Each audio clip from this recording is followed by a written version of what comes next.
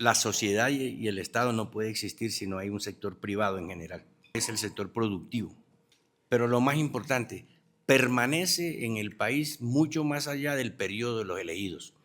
Eso es clave para definir que ustedes actúan es a largo plazo, pensando en el largo plazo. Todos los sectores públicos, privados, académicos, de medios de comunicación, deportivos, fíjense, la gente de los estadios, quieren aportar a la paz electoral. Colombia está decidida, empeñada, comprometida en realizar tranquilamente, como ha sido siempre, su proceso de escogencia de quienes van a llevar su representación en el Congreso de la República y en la Presidencia de la República. Generamos más del 75% del empleo formal de este país y estamos comprometidos con tener las mejores elecciones. Aquí nosotros no hacemos oposición, aquí lo que nosotros hacemos es ser técnicos y que no nos hagan trampa para que podamos tener una democracia. Y estamos felices de ver que la Procuraduría, la Contraloría y la Registraduría están trabajando con nosotros.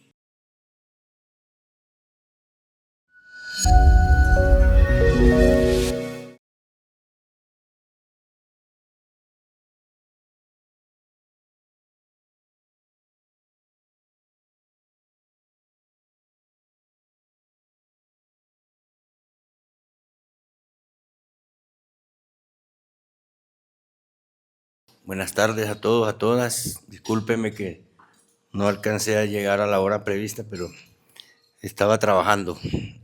Aunque no me crean, yo trabajo. Y muchas gracias por sus palabras que se las atribuyo a la generosidad de su corazón y a la bondad que lo acompaña siempre.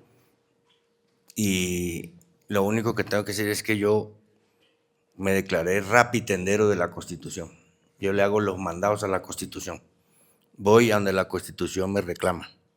Por eso ahora me puso aquí a la derecha. Exactamente. Porque me veo hablando con Pepe. No, mentira. Todos somos demócratas. Además, demócratas incorregibles. Muchas gracias de verdad y de dedicar tiempo a esta tarea que venimos adelantando. Manifestaciones como estas son las que animan realmente a continuar adelante, a no desfallecer. Estamos cumpliendo 10 meses escasamente de gestión y encontramos que estamos hablando el lenguaje que Colombia esperaba que se le hablara desde la institución que los debe representar a todos. Creo que hemos logrado llegar a un momento de sintonía entre las necesidades genéricas, las que nos comprometen a todos sin excepción, y lo que la realidad indica. Ese ha sido el empeño nuestro, más allá de ejercer, y siempre lo venimos haciendo, las labores de prevención, de intervención judicial o de disciplinaria. Estamos ampliando la cobertura de acción tanto en temas como en territorio para que la gente tenga acceso al Ministerio Público, que es el ministerio de cada uno de los colombianos, en todos los temas, de manera que mi reconocimiento y mi gratitud perenne. En este momento, devolviéndonos un poquito, encontramos hace unos meses, 3 meses, 4 meses, que había un ambiente que no se ha despejado del todo, de incertidumbre, de incredulidad, de inquietud sobre si Colombia iba a tener el proceso eleccionario que ordena la Constitución cada 4 años, si se iba a hacer en las fechas, si iba a hacer cambio, si una convocatoria de constituyente que se anunció en medios era para dañar ese calendario electoral, que si la convocatoria de una consulta popular era para atravesarse, que de pronto decretaban el estado de conmoción interior de nuevo para poder alterar el calendario electoral. Nada de eso era cierto y nada resultó cierto. Y creo que si alguien intentara en este momento volver sobre esas ideas, se va a estrellar contra una realidad insuperable, y es que Colombia está decidida, empeñada, comprometida en realizar tranquilamente, como ha sido siempre, su proceso de escogencia de quienes van a llevar su representación en el Congreso de la República y en la Presidencia de la República. Sin embargo, en aquella época el ambiente estaba más pugnaz que lo que tenemos ahora, que no ha dejado de ser pugnaz, pero está un poco opacado y apocado. Ya la virulencia de los trinos, de las declaraciones en medios, de los discursos, no es la misma tan encendida ni tan ríspida como era en aquellos días, pero sin declararnos satisfechos, creemos que hemos avanzado en esa ruta. Y esto tengo que reconocérselo a Monseñor Rueda, quien nos convocó a un trabajo conjunto con todos los sectores, empezando por el señor Contralor General y el registrador, estuvo el presidente, los presidentes de las altas cortes, en donde se nos convocó a hacer un compromiso, fue la palabra que se utilizó, y de morigerar el lenguaje, de moderar las intervenciones, de privilegiar el argumento ante el insulto, de no vilipendiar al interlocutor y no creer que quien no esté de acuerdo con nosotros necesariamente se vuelve enemigo de nosotros. Eso no lo hemos logrado del todo, pero es notorio si uno hace un ejercicio elemental de coger al azar hoy 4 o 5 trinos o mensajes electrónicos de algunas de las partes y los compara con lo de aquella época de hace 3 o 4 meses, se da cuenta que ni la frecuencia ni la virulencia es la misma, y eso nos señala que algo se está logrando sin que se atribuya necesariamente a la gestión de la Procuraduría, pero es una realidad que nosotros detectamos. No obstante, no podemos quedarnos contentos con lo logrado. Falta mucho terreno y yo soy convencido que los éxitos, los logros, las cosas que alcancemos solamente las podemos decir cuando ya son una realidad. Es decir, el tema de la paz electoral es un propósito, una búsqueda, una estrategia para llegar al 21 de junio del año entrante si es necesario, o hasta el 31 de mayo si quedamos en primera vuelta para presidente de la República, pasando por el 8 de marzo para Congreso.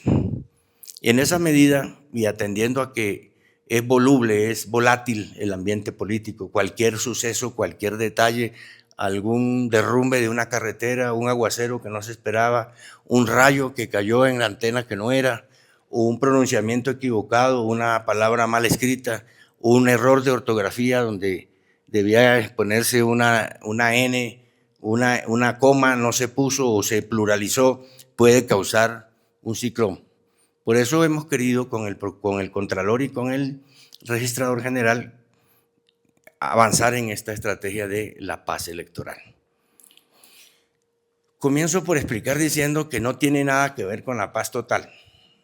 Es solamente una cacofonía ahí en la terminación de electoral, al con total al. Pero en realidad no tiene inspiración en eso. El origen de la expresión surgió o está en lo que reclaman las personas, en todos los territorios. Yo he estado saliendo a territorio. Yo, toda mi vida, Camilo lo sabe, nos encontrábamos aquí en las comunas, en las localidades, en los municipios de Fusa. Nunca me invitó allá a Anapoima, pero algún día será. Se le tiene. Somos del territorio de la gente, allá, de la base, en los gremios, en las universidades, en todos los que deben sentirse bien representados por el procurador. De paso hago una referencia a un pequeño éxito, y es que he logrado configurar un equipo básico insuperable. Aquí están algunos de ellos, les pedí que me acompañaran, porque no soy yo, son ellos los que permiten que yo pueda presentar resultados. Esto es un engranaje, es una familia que trabajamos, todos somos, voy a decirlo aquí, no me la copien, todos somos iguales, pero hay unos más iguales que otros. Y estoy contento con eso y los resultados los estamos presenciando. Hemos organizado internamente, hemos transformado algunas estructuras que vienen del año 2000, decreto 262, decreto ley, es decir, la estructura orgánica de la Procuraduría ni siquiera la hizo una ley, sino un decreto. O sea, ahí ya comenzamos un poco cojos. Y eso está así y no he querido incurrir en reformas ni reestructuraciones, me parece que eso no es lo mío. Fue un compromiso que yo hice cuando me presenté ante la Honorable Corte Suprema, porque me he dedicado más bien a demostrar lo equivocado que estaban. Yo sí soy de bolsillo de guayabera, por fuera. Yo vivo agradecido con el presidente y lo estaré siempre porque me metió en la terna después que la Corte Suprema prescindió y escogió otro hombre mejor que yo, pero que no tuvo suerte en la plenaria del Senado. Entonces, a él le vivo agradecido y lo haré siempre porque yo soy una persona agradecida. Si no hubiera dado él ese paso decidido y temerario seguramente, yo no hubiera sido elegido por la plenaria. Y a la plenaria del Senado, obviamente, tengo que también hacer un agradecimiento muy grande porque fueron todos prácticamente los que creyeron en que quien trabajó con ellos 29 años podía hacer alguna cosa decorosa. Y eso es lo que estamos tratando de hacer. Pero también tengo que decir que mi papel de procurador lo tengo muy claro. Yo soy cabeza del Ministerio Público, es decir, del conjunto de Procuraduría, Defensoría y Personeros de Colombia. Por eso yo hablo del territorio, yo ando es allá con los personeros. No puedo darme por satisfecho en cuanto a la Defensoría, no he logrado engranar eso y decidí no quemar esfuerzos en eso. Los hechos dirán si la configuración del Ministerio Público fue completa y si no lo fue, ¿por qué razón? Pero el procurador no se va a poner a esperar al que va al ritmo más lento o va por el camino equivocado. Y entonces esa es la fuente de mi compromiso en el ejercicio de mi atribución, de mis funciones, de mis competencias. Y encontramos que coetáneamente se viene hablando de un tema que cada vez lo vemos más lejano y es el tema de la paz. Y entonces evidenciamos que cada vez hay más territorio físico allá en provincia que el Estado no lo ocupa. Cada vez la mancha de color donde el Estado está haciendo presencia eficaz y efectiva se va corriendo hacia afuera, como los linderos de los resguardos, Pepe. Son los únicos linderos que tienen rodachines en Colombia. Anochecen aquí y amanecen más allá. Entonces, es una realidad innegable. El Estado colombiano en general, no solo el gobierno, el Estado en general ha perdido la presencia eficaz y efectiva en muchas partes del territorio. Hay muchos principios constitucionales y de la democracia que respaldan lo que ellos hicieron allí. No estoy invitando a que se siga haciendo, pero a los que hay que cogerlos y encarcelarlos y quitarles los niños a los que los secuestran y se los llevan en el campo para ponerlos de bandidos armados. Por eso yo no hablo de posguerrillas ni de que hagan presencia. El que no hace presencia del Estado, estos delinquen, hacen crímenes, asesinan, se roban el oro, extorsionan, amenazan, desplazan, confinan. Ni un verbo de esos es en positivo. Todos son delitos y crímenes. Eso es lo que hacen. Entonces hay que darles el calificativo que es. Y lo digo, esto de pronto ya lo he repetido acá, porque hay una especie de familiaridad, de complacencia, casi que de gustico, en el peor sentido de la palabra gustico. Cuando se dice, es que en Jamundí hace presencia ni siquiera dicen cuadrilla ni banda, sino el grupo armado organizado de fulanito de tal, con nombre, o sea, con una familiaridad tal. No, ahí lo que hay son criminales. Punto. Y así los voy a tratar y así tengo que tratarlos porque ese es mi deber. Yo no tengo en mi oficio y en mi trabajo que dejar contento a nadie. A la que tengo que dejar contenta es a la Constitución. Y esa es mi guía, esa es mi forma de ver las cosas. Y entonces viendo que el territorio, el espacio, los kilómetros cuadrados de efectivo dominio o soberanía del Estado cada vez se iba recogiendo más, como cuando le cae tiner a una tablita de icopor, que se va haciendo el hueco más grande, más grande, más grande, se va comiendo eso, así pasa con el territorio colombiano. Lo que hay que decir es que no podemos confundir, seguramente lo hacen de la mejor buena fe. Voy a poner un ejemplo que vengo poniendo en estos días, porque yo conozco el territorio allá en el Cauca. Entonces hay una vereda donde viven 100 personas, que se llama la vereda La Paz, que queda en el corregimiento de Huicitó, que pertenece al municipio del Tambo, que hace parte del departamento del Cauca. Entonces allá cerca a la vereda, en una finca de la vereda La Paz, emboscaron una patrulla del ejército y asesinaron unos soldados. Unos delincuentes, unos bandidos, unos fuera de la ley. Entonces no puede uno de allí llegar a decir, y así pasó en Caquetá, así pasó en Guajira, así pasó en Arauca y en Chocó. Uno no puede seguir por ninguna lógica a decir que es el municipio del Tambo el que ya está perdido para la legitimidad, porque eso es contrario a la verdad y es dañino, es nocivo, distorsiona la realidad. Pero además de que es en un solo puntico que no son ni siquiera, diga usted, 500 metros cuadrados, más grande la finca de la casa de Camilo. Digo la de aquí porque la de Anapoima es 4 veces más grande. Ellos no viven ahí, ni están permanentemente ahí, ni se han tomado ese territorio para siempre. Actúan como la Operación Avispa. Atacan aquí, emboscan allá, se corren para el otro municipio. Por eso es que uno, si se pone a ver en el mapa de un mes de actividades, son los mismos tipos que vienen desde el Cañón del Micay, suben por cerca a López de Micay y Timbiquí, Guapi, y terminan en Jamundí por el mismo lado de la cordillera occidental, pero son los mismos que van haciendo cosas, hasta llegar allá. Lo malo es que nadie los ataja, nadie los detiene, nadie los combate, pero eso no quiere decir que todo ese territorio ya se perdió. Entonces, lo pongo como ejemplo para demostrar cómo, de boca de los señores miembros de la cúpula militar y la Policía Nacional, ya hace un mes y largo, nos explicaron con mapa en mano que el mapa de calor se llama. El calor es el color rojo que aparece en las zonas de más conflictividad, donde ha habido más problemas de orden público. Máximo es el 4% del total del territorio nacional, o sea, el territorio continental, sin meter las islas. Lo que estaría comprometido para ese momento electoral, marzo, mayo y junio, sería el 4%, que en los demás ellos garantizan y tienen dominio para que la gente vote tranquila. Eso es un respaldo a la creencia nuestra que sí podemos hacer las elecciones en tranquilidad. Las debemos hacer y las vamos a hacer. Hicimos un ensayo pequeño con la elección de los jóvenes municipales. Aumentó la votación, se aumentó en 50%, de 1 millón, que fue la primera vez cuando Duque fue presidente, a 1.500.000.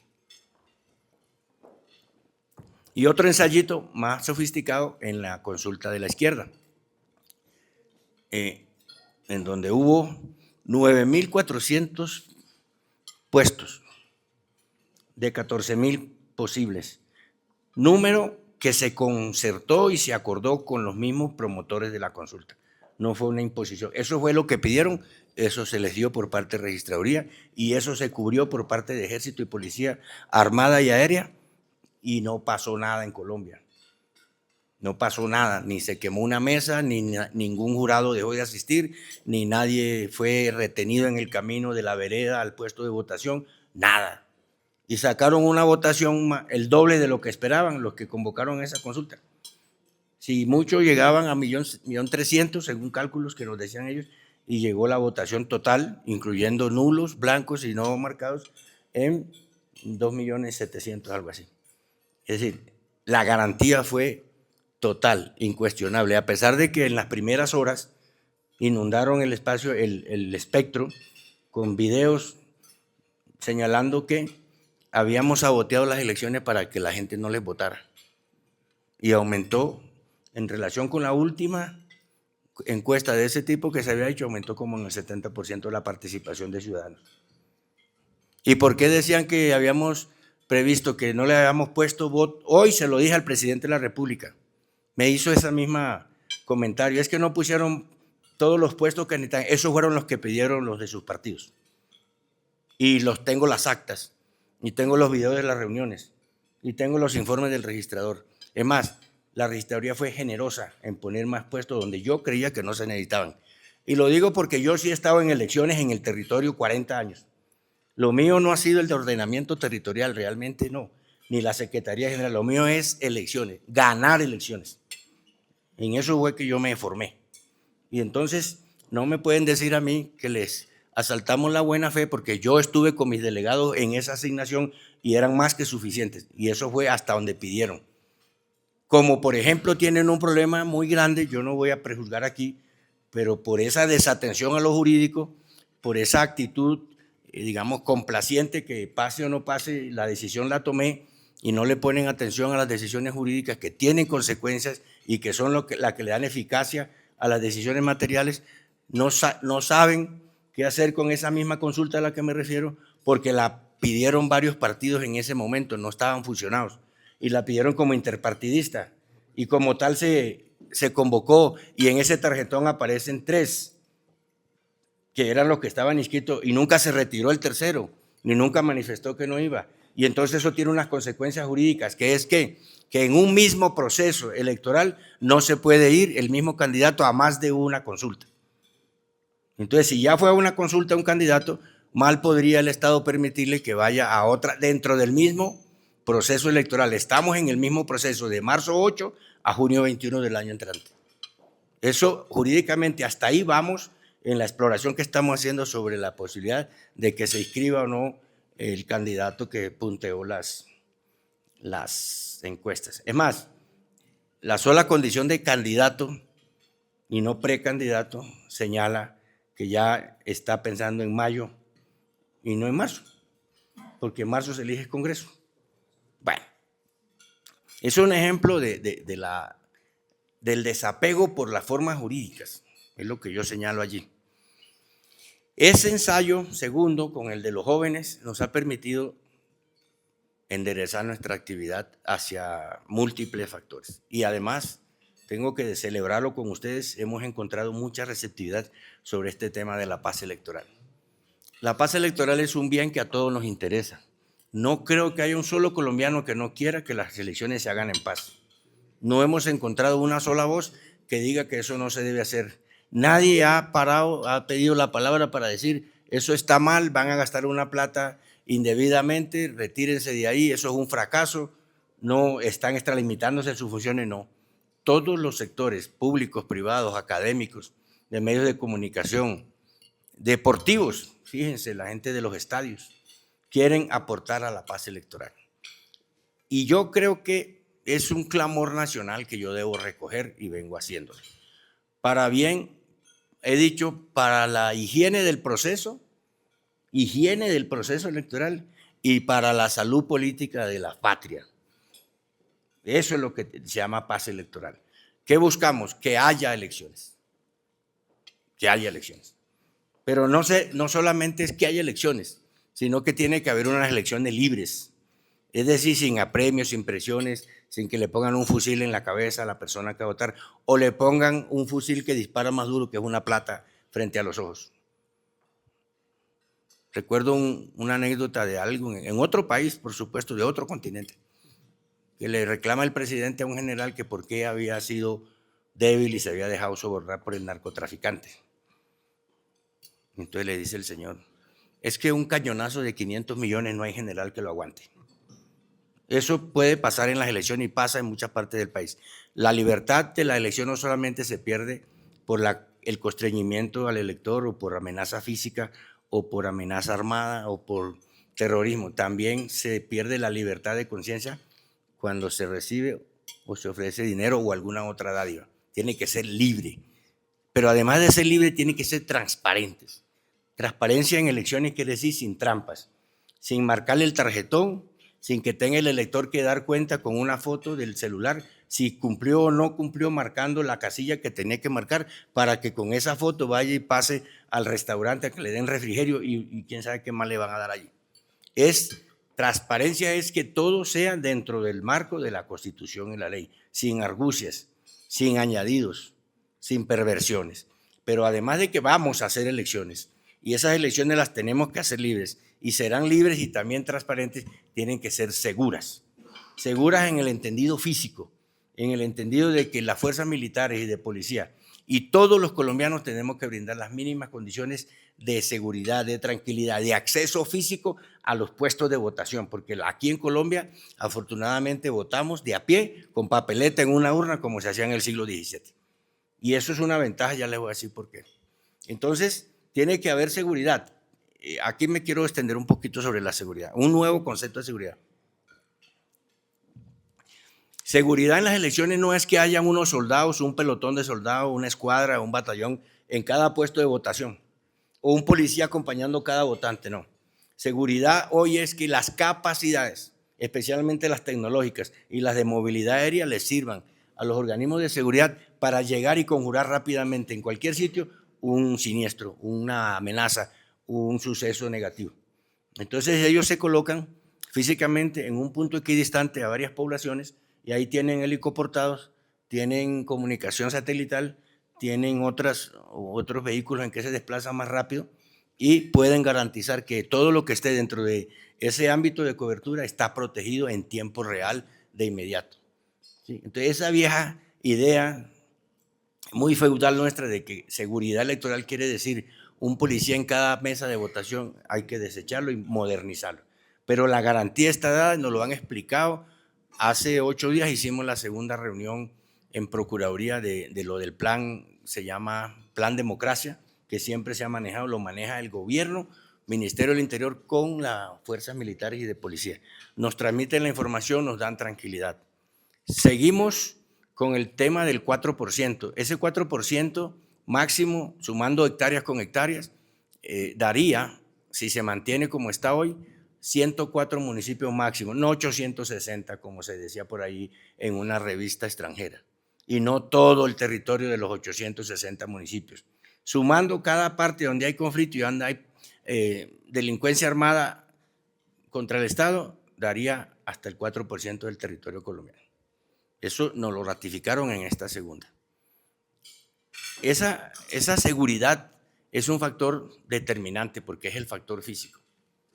Es el factor que permite que desde antes la gente sepa que sí va a poder ir, que primero que va a haber elecciones, que el calendario no lo vamos a correr, ni lo vamos a cambiar, ni lo vamos a alterar, y mucho menos que vamos a suspender el proceso electoral. Segundo, que pueden ir tranquilamente a su sitio. Son más las dificultades de transporte y de movilidad en el campo, sobre todo los que conocemos las veredas y los corregimientos, sabemos que a veces se tienen que ir a pie y son 2 o 3 horas desde donde está la casita del campesino a donde está el puesto de votación, y para ellos eso hasta es un día de fiesta, un domingo, se ponen su mejor gala y van a hacer un ejercicio democrático por convicción, pero llegan. A veces el invierno o el mal cuidado de las obras civiles, de las carreteras, atentan más contra esa libertad que los propios problemas de orden público. Pero la manifestación contundente ha sido que nos garantizan eso. Y ese 4% máximo, que serían 104 municipios, están tratando ya de reducirlo, de disminuirlo, de que sea cada vez menos. Allí hay que anotar algo que es posible que se sepa en estos días. En el domingo pasado o antepasado hubo elecciones atípicas en Magdalena, de una gobernación muy competida y de una campaña feroz, recíprocamente feroz, entre dos favoritos. Pues, ¿cómo les parece que hasta las 3 de la mañana ya del domingo de votación, una campaña nos tenía inundados, que en tal parte hicieron esto, que en tal parte hicieron esto, que salieron los antiguos llamadas autodefensas, los de fulanito de tal, que nos van a robar las elecciones, y fueron los que ganaron, y ganaron de 180,000 contra 120,000, y ellos eran los que decían que se les iban a robar las elecciones. Y entonces ahora sí es la legitimidad. Pero hasta unas horas antes era un Estado perverso, corrompido, tomado por el paramilitarismo, etc. Entonces, hago referencias a que se pone por delante un interés mezquino, chiquitico, mediato, desvalorizado, frente a los principios de defender la democracia como evento de transparencia de la decisión colectiva. Y entonces no tienen inconveniente, son pocos, por fortuna, quienes empiezan a atizar ese ambiente. Por eso la paz electoral es una estrategia que tendrá plena vigencia aún después del 21 de junio. Aún después del 21 de junio, porque a partir del escrutinio vienen las reclamaciones y vienen las denuncias, y como me pasaba con frecuencia acompañando a su gran amigo Iragorri en el Cauca, donde nos iba mal, entonces llamábamos al líder. Bueno, fulanito, ¿y aquí qué pasó? Doctor, nos robaron las elecciones. Y esa era la única explicación que obteníamos. Cuando lo que no habían hecho era el trabajo con la comunidad, con las juntas comunales, con los campesinos. Bueno, entonces, yo quiero insistirles en que he tenido de primera mano la manifestación de las fuerzas militares, toda la cúpula y del señor director de la Policía Nacional, de plena garantía y de pleno despliegue. Incluso han reconocido que la transferencia de unos recursos fiscales que el gobierno debía haberle hecho, se ha hecho a tiempo.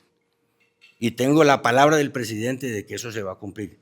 Y faltan 135.000 millones para lo de marzo, que se los han de transferir en su momento del Ministerio de Hacienda, porque claro, esta actividad que no es sino cada 4 años incrementa los costos. Y nos informan que ya tomaron el plan de no dar vacaciones, abrir nuevos cursos para que los que ya saben cómo se manejan las armas salgan a proteger las urnas y los nuevos queden protegiendo los cuarteles, algo así les entendí. Es decir, tener toda la base, toda la tropa, todo el pie de fuerza disponible para esos eventos de marzo, mayo y posiblemente junio. Igual con la Fuerza Aeroespacial, que ocupa tiene la responsabilidad de una porción más pequeña del territorio, y la Armada, que va a estar hasta en los ríos del oriente colombiano, del suroriente colombiano. Allí hay cobertura. Entonces, con las tecnologías de las comunicaciones, con todo lo que ellos manejan que nosotros no conocemos, nos han dado tranquilidad que cada vez va a ser menor el territorio donde no vaya a haber elecciones. Entonces les quería comentar, anticipándome a los hechos, y ojalá no me vaya a equivocar.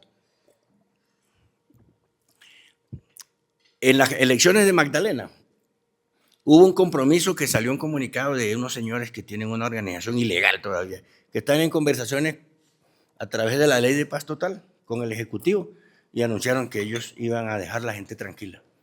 Pues la gente estuvo tranquila. No es para agradecerles, pero cumplieron ese compromiso. Ni más faltaba que uno tenga que agradecerle a los bandidos, pero cumplieron. Y se están haciendo unos avances importantes. Espero que la otra semana, cuando regresen mis delegados de por allá del Oriente Medio, traigan la noticia de que otro grupo muy importante, o sea, muy numeroso, muy dañino, muy notorio, también va a entrar en la misma tónica para marzo y mayo. Es decir, paz electoral. No quiere decir que se van a entregar, que se van a desarmar, que va a haber un acuerdo de paz. No, es una demostración de que están en unos diálogos de paz total, y que esas son muestras que la contraparte oficial les ha pedido para ir generando la confianza de que realmente ellos sí quieren llegar a algo que no es tan grave como un acuerdo nuevo, y es que les apliquen la ley de justicia y paz. Es decir, un sometimiento, que la ley de justicia y paz tenga una nueva vigencia para tener la oportunidad de recibir unos beneficios que en realidad, frente a una amnistía total, frente a un olvido total, frente a una indemnización que no se ha hecho a las víctimas, resulta pírrico.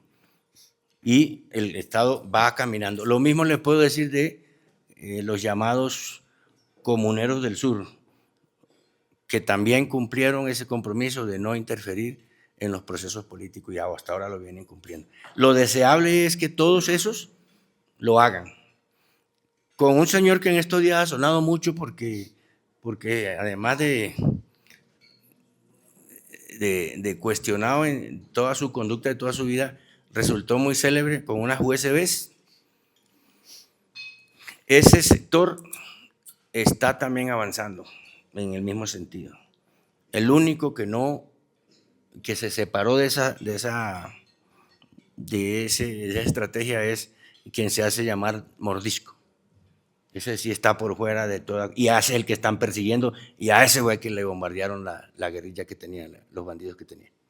Entonces, yo les señalo esto, les pido el favor que guardemos sigilo, si fuera posible, o al menos prudencia de esta información, porque eso nos permite ser optimistas frente a que no estamos en un país incendiado. Este no es Gaza, por ejemplo, ¿sí? Aquí no estamos en Ucrania.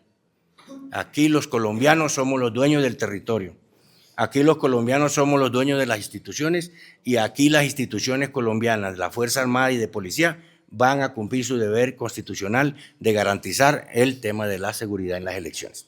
Entonces, esas elecciones que vamos a hacer, que las vamos a hacer de manera libre, libérrima, digo yo, y que además serán libres y transparentes, pero no solo elecciones libres y transparentes, sino también seguras, deben ser oportunas. Esa es otra condición, en su momento, sin cambiar el calendario ni cambiar el horario, de 8 de la mañana a 4 de la tarde. ¿Por qué lo digo? Porque en la consulta de la izquierda nos pidieron al registrador que si se podía aumentar 1 hora más. No les conté por qué fue que ellos inundaron el espectro con unos videos. Porque había en todas las mesas hay la primera mesa, la mesa número 1. En todos los puestos hay una mesa número 1. Ahí están las cédulas más antiguas, las que tienen 5 o 6 números, la de los viejitos. Y así van avanzando, y en las últimas mesas están las de los pelados de ahora, los que se acaban de cedular. Entonces, los señores ancianos, viejos, tienen dificultad para moverse, para ir, los tienen que acompañar, no, van a sacar la cédula y no sacan los dientes, bueno, alguna cosa, y se demoran más para votar. Y claro, entonces la cola va creciendo, y al crecer la cola, pues se demoran para votar. Entonces, esa era la justificación para decir que habíamos saboteado las elecciones.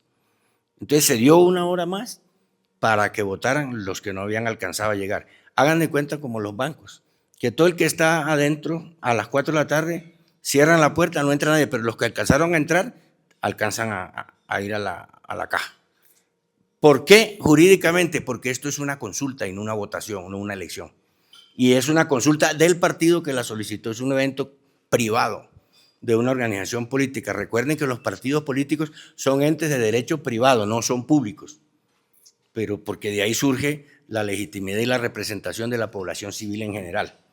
Entonces, por eso el registrador aumentó, se fue tema de polémica, no hay problema. Y ahí están los votos. De pronto, si hubieran salido menos votos de lo que esperaban, hubieran dicho que por haber aumentado una hora la posibilidad de votar estaba viciada y habían puesto la trampa para tirarnos las elecciones, las votaciones. Igual no ha sucedido. Entonces, esas elecciones que las vamos a hacer, que serán enteramente libres, pero además transparentes también seguras y también oportunas, tienen que tener un ingrediente, un elemento insustituible, que sean a conciencia. ¿A conciencia qué quiere decir? Que la gente sepa qué es lo que va a escoger. ¿Qué es escoger Congreso? ¿Para qué es eso? ¿Cuál es la diferencia entre votar por senador y votar por Cámara de Representantes? ¿Cuáles son los partidos? Ojalá la gente supiera cuáles son las diferencias en la plataforma ideológica que debe tener por constitución y por ley cada partido, o su propuesta programática, que por ley también la tienen que presentar. Pero a veces uno encuentra que los propios dirigentes de los partidos saben que eso es obligatorio y mucho menos la tienen. Y cuando la tienen, no hay diferencias entre unos y otros, y lo que hay es una especie de tutti frutti, José, de un revuelto de ideas que van de aquí para allá en ideología, de allá para acá. Por eso yo he propuesto algo, permítame que lo diga en primera persona, para que no nos confundamos y los colombianos no se confundan. En materia de conciencia del voto, lo que hay que pensar es quién es la persona y qué representa. ¿Sí? No el logo, no el color, sino la confianza que genere el candidato, porque al final vienen siendo unas elecciones unipersonales, realmente. Entonces, esas elecciones que son libres, transparentes, seguras, oportunas y conscientes, tienen una última consideración, que es la definitiva: que se respeten los resultados que digan las urnas. Y ahí cerramos. Eso es lo que consiste llevarle a las personas de Colombia, a los ciudadanos, que no toda la población, sino los que pueden votar, los del censo electoral, esta propuesta de que hay que hacer elecciones libres, transparentes, seguras, oportunas, conscientes, y que respetemos el resultado de las elecciones, porque no hacemos nada con hacer los otros 6 componentes si no vamos a estar conformes, si no va a haber seguridad jurídica, si no va a haber confianza, si no va a haber aceptación de lo que digan las urnas. ¿Por qué lo digo así? Porque es que nosotros no sabemos quién va a llegar. Porque si uno cogiera quienes han dicho que van a ser presidente, aquí tendríamos que tener 200 presidentes, porque todo el que aparece a la palestra va a ser presidente. No, lo que digan las urnas. ¿Quién? No sabemos. El que gane. Solamente gana uno y una vicepresidencia.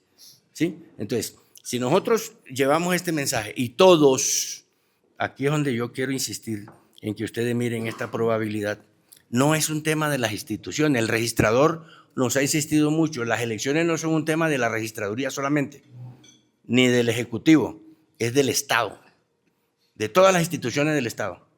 Entonces ahí están las Cortes, no solamente que participan a posteriori en la resolución de los conflictos que se susciten por inconformidad con los resultados electorales, sino desde antes. Y están los organismos de control, que somos nosotros, que es el Contralor General, la Contraloría, que es la Procuraduría, que es la Defensoría, metámosla allí, por lo menos es autónoma. La Fiscalía es un órgano de control, pero adscrito a la rama judicial, Corte Suprema, porque actúa en el territorio de lo penal, no en más cosas. Y nosotros hacemos prevención para que no se nos vaya a malograr el proceso electoral. Entonces, al final de cuentas, ayer lo trabajo trabajando en un equipo que tengo yo que me asesora en esto, es si esto lo aceptamos, si acogemos esta propuesta de paz electoral, si todos estamos identificados en que necesitamos la paz electoral y que es posible agenciarla, porque en política, nos decía ayer un señor de 90 años, acuérdese que en política lo único cierto es lo que ya sucedió, de aquí para adelante no sabemos. Sí, pues queremos tener paz electoral, queremos garantizar. Pero eso no es el Contralor, ni el Procurador, ni el Registrador, ni el Presidente, ni los ministros, ni Monseñor Rueda, que de nuevo ha convocado, pero ya expresamente a esta estrategia. Lo ha hecho públicamente desde Cúcuta y aquí en Bogotá. Es un señor muy importante. Es la Iglesia Católica, que tiene feligresía en todo el territorio y tiene su jerarquía bien organizada, funciona muy bien en lo espiritual y en lo teológico, y puede llegar a cada colombiano que vaya a sus capillas, sus parroquias, su iglesia. Y así sucesivamente estamos encontrando que el CESU, el presidente del CESU, donde están agrupadas las universidades públicas y privadas, ya nos convocó para la otra semana porque va a reunir toda la directiva del CESU para ellos entrar a paz electoral y llevar el mensaje a donde ellos llegan, que son los estudiantes universitarios. Si no ahora porque están en vacaciones, después de en enero, febrero y hasta el 8 de marzo. Otro ejemplo de quienes han querido adherir, los militares y policías. ¿En qué puede consistir? Digo yo un ejemplo. ¿En qué puede consistir? En que cada uno de ellos, la policía, Satena, la Armada, a donde quiera que lleguen de aquí a antes del 8 de marzo y después de ahí hasta mayo 21, lleven el papelito que no va a decir sino eso. De este lado, paz electoral. Pedí que imprimieran unas cosas estas para mostrarlas y no las han hecho. Que dijera paz electoral para mostrarle a los amigos. Y por el otro lado, la escalera sin mi foto también, por favor. Yo no soy candidato a nada, entonces ¿por qué tienen que poner mi foto?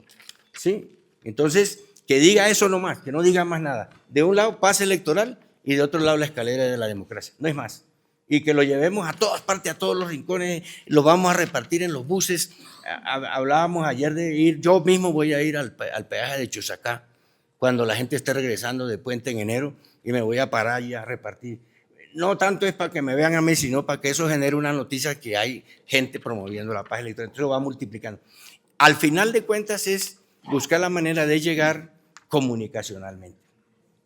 Puede ser en las pantallas de los centros comerciales, que son digitales, puede ser vallas en las ciudades, es decir, algo así como la campaña de la paz electoral, como siendo la paz electoral el otro candidato.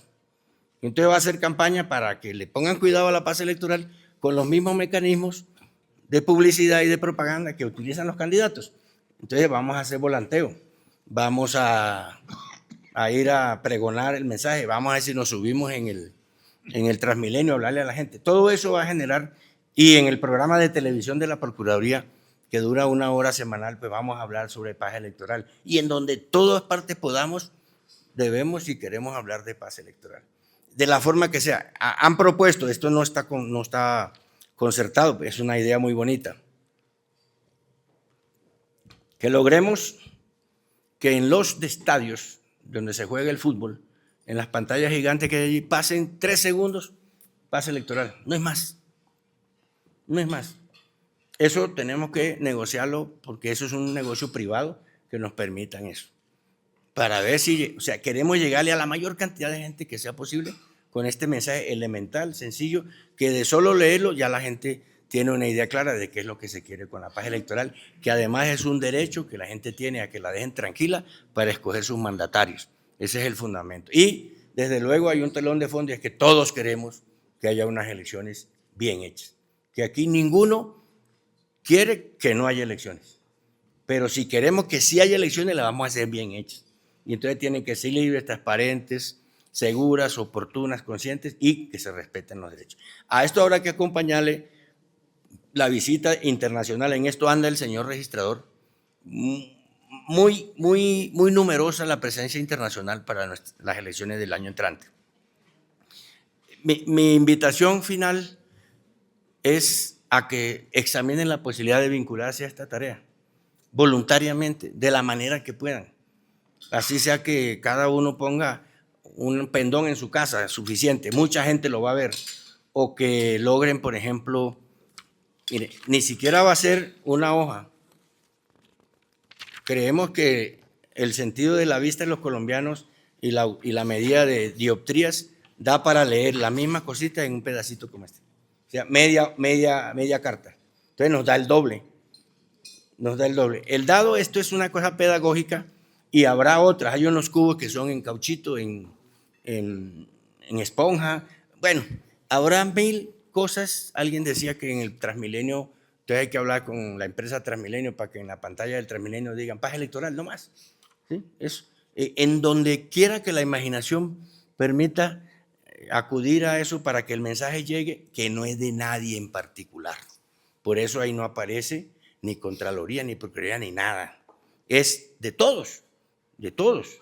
Lo que aparece es el código QR porque ahí está toda la información condensada. El que la quiera mirar, está los fundamentos constitucionales, la historia, todo lo que hay que saber para profundizar. Puede haber muchos ejemplos de cómo promover la paz electoral. ¿Sí? Los que tienen empleados en sus fábricas, con solo hablarles, las empresas y las entidades que lo pongan en su página, en la pantalla de su computador. Es decir, el tema es comunicacional. Si nos ponemos de acuerdo en el propósito, que haya elecciones bien hechas, en el mecanismo, estrategia de paz electoral, que no tiene que ser la única, pero esta es la que tenemos. Puede haber muchas y mejores. Y luego miramos cuál es la forma de hacerlo efectivo, cuál es la forma de llegarle a las personas para motivarlas. Creemos que podemos hacerle un gran beneficio a la estabilidad de las instituciones, que es lo que se comprometería al final si no garantizamos que las elecciones se hagan como se deben hacer. Esa es como una forma muy apretada de exponer todo lo que viene pasando con la paz electoral, lo que viene haciendo la Procuraduría, lo que queremos hacer y a lo que lo queremos invitar. Asimismo lo estamos haciendo con otros sectores, con los medios de comunicación. También los hemos convocado, se han comportado generosamente. La mayoría, los que tienen más audiencia en radio, hablan todo el tiempo de la paz electoral sin darle paternidad, porque eso no interesa. Y queremos es que cada quien mire la manera de... Yo sé que Camilo ya mandó a hacer 10 pancartas para ponerlas en la vía de Anapoima. Mínimo. Para que la gente vea cuando vayan de aquí para allá y de allá para acá, paz electoral. No más paz electoral, no tiene que decir más nada. ¿Sí? Eso es lo que en última, y la imaginación dirá que otras cosas, que los colombianos somos muy creativos para imaginarnos cosas. Hay unas oportunidades de publicidad, por ejemplo, unos partidos del Mundial, que es el semestre entrante, cosas de esas. Al final, si la estrategia nos sumamos a ella, lo que queda es el cómo. Y voluntariamente cada quien, o agremiado o por gremios de segundo piso, decidan hacer. Yo aspiro a comenzar con 50 millones de volantes, que no es mucho porque somos 41 millones de censo electoral y eso hay que mandarlo a todo. Entonces cuando uno hace campaña, bueno, cuando hacía, ya no pude más, calcula el triple. Si hay una población de 5 millones en un departamento, entonces la propaganda la multiplica por 3 para que llegue. Porque si se pone de tacaño, entonces no llega sino a la tercera parte. Ese es como lo que quería comentarles. Muchas gracias por tener la paciencia. Discúlpenme pues que le contribuí con enfriarse su plato delicioso, pero yo lo que reclamo es que yo me he portado bien y he acertado en lo poco, y por qué me castigan de esta manera. Muchas gracias. Muy bien. Era para no interrumpir, gracias. Aquí era para que no interrumpieran, pero se lo van a traer caliente. Y bueno, primero le quiero decir, procurador, que tenga la certeza que nosotros estamos comprometidos con la paz.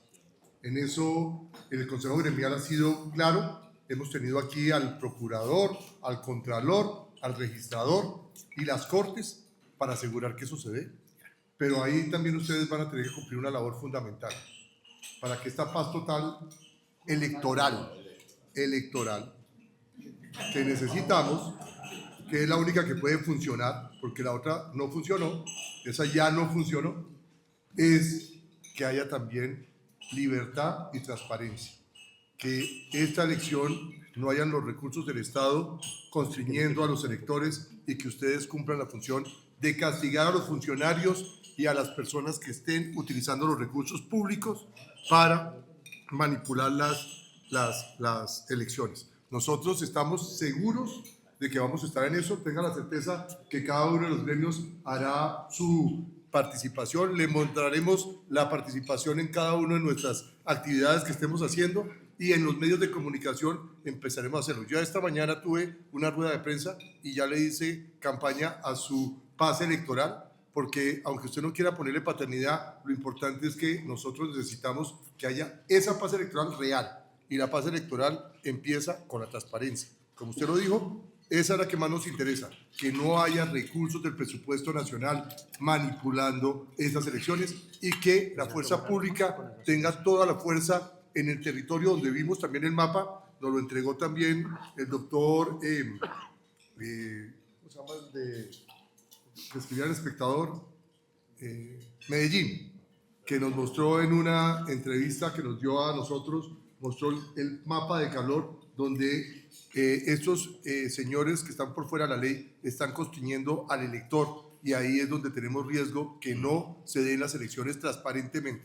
Esos 100 y pico de municipios que usted dice es los que más nos preocupa, porque allá no va a haber esa transparencia y necesitamos que eso también se dé para beneficio de todos. Pero queremos decirle que por eso hoy tiene la audiencia que tiene, como usted lo tiene claro, son 80% del PIB colombiano, generamos más del 75% del empleo formal de este país y estamos comprometidos con tener las mejores elecciones. Aquí nosotros no hacemos oposición, aquí lo que nosotros hacemos es ser técnicos y que no nos hagan trampa para que podamos tener una democracia. Y estamos felices de ver que la Procuraduría, la Contraloría y la Registraduría están trabajando con nosotros. El primero que le está pidiendo la palabra es el doctor Pepe.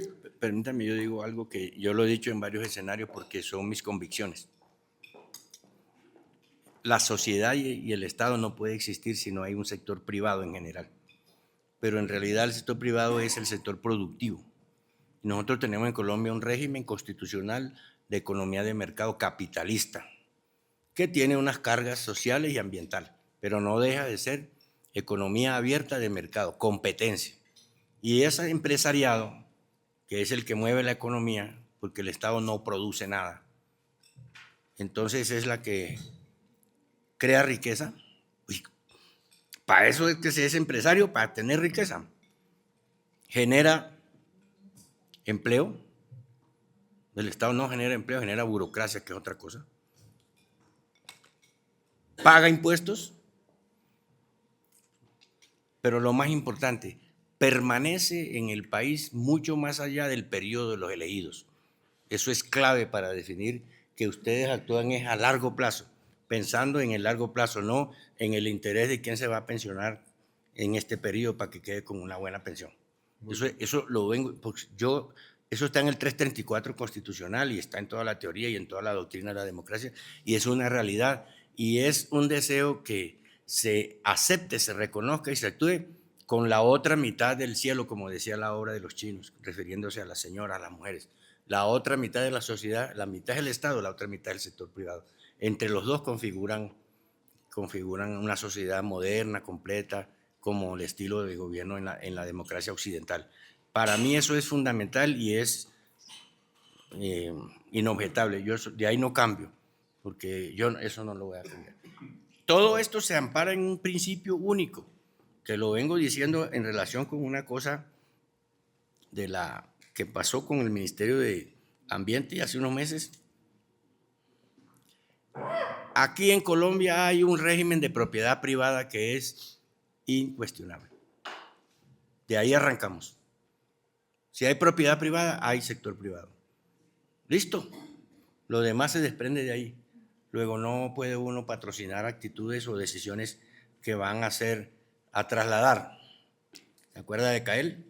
A trasladar la responsabilidad y el poder de decisión sobre la propiedad privada, que solo lo puede hacer un juez, a un funcionario administrativo precario y mal preparado. No puede ser, y nosotros no lo hemos aceptado. Siempre ha sido una posición firme por convicción, por conocimiento jurídico, y eso también lo venimos pregonando. Y ese es el ejemplo, es que esto no es del Estado. Más, el Estado es el producto de que hay una sociedad privada que le entrega sus intereses para que se los agencie y se los maneje y sea de árbitro, pero el Estado solo no existe.